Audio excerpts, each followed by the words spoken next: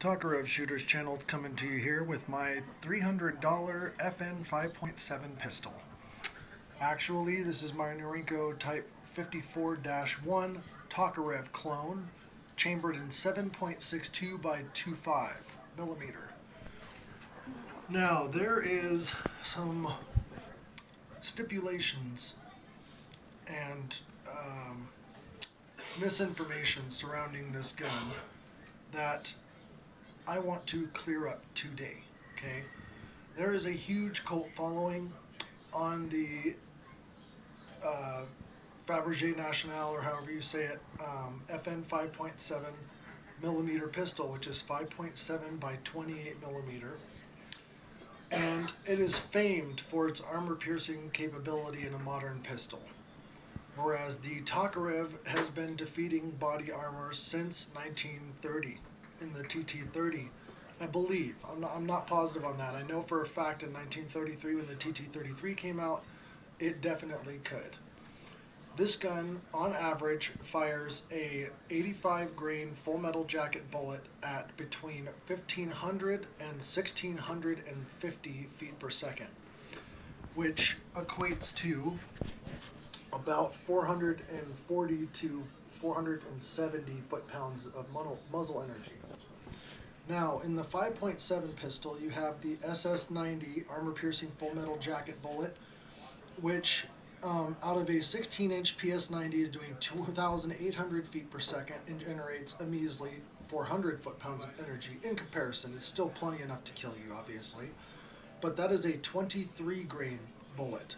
So in an armor-piercing bullet, what defeats armor is speed and lower profile.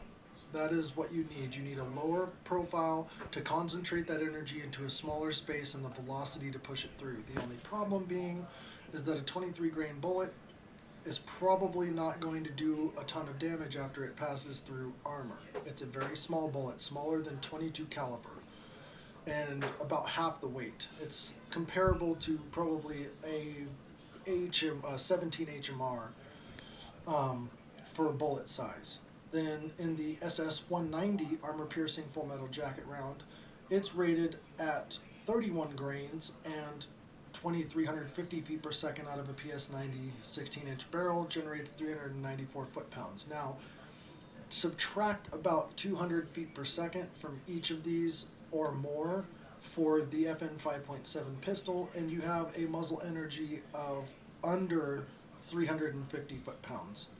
On average, more and realistically, probably closer to 1,600 to 1,800 feet per second out of the FN 5.7 pistol, which is in the mid-200s for muzzle energy.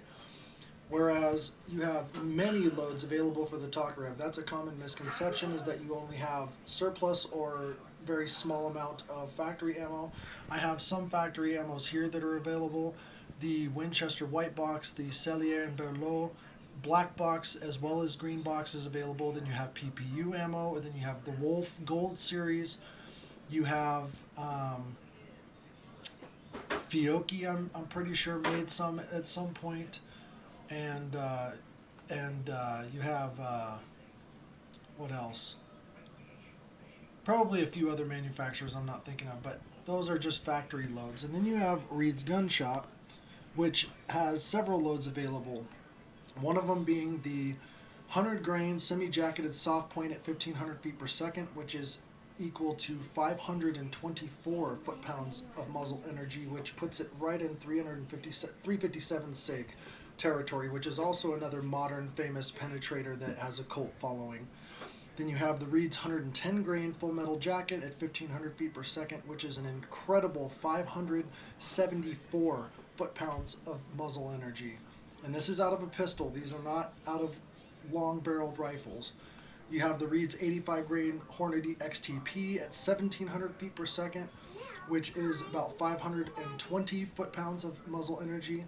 Then you have the 90 grain XTP hollow point at 1,650 feet per second, which is 534 foot-pounds of muzzle energy out of a modern hollow point. For some of your factory loads, the Winchester White Box is 85 grain full metal jacket, and it chronoed 1600 feet per second out of my gun, which puts it right at 460 foot-pounds of muzzle energy.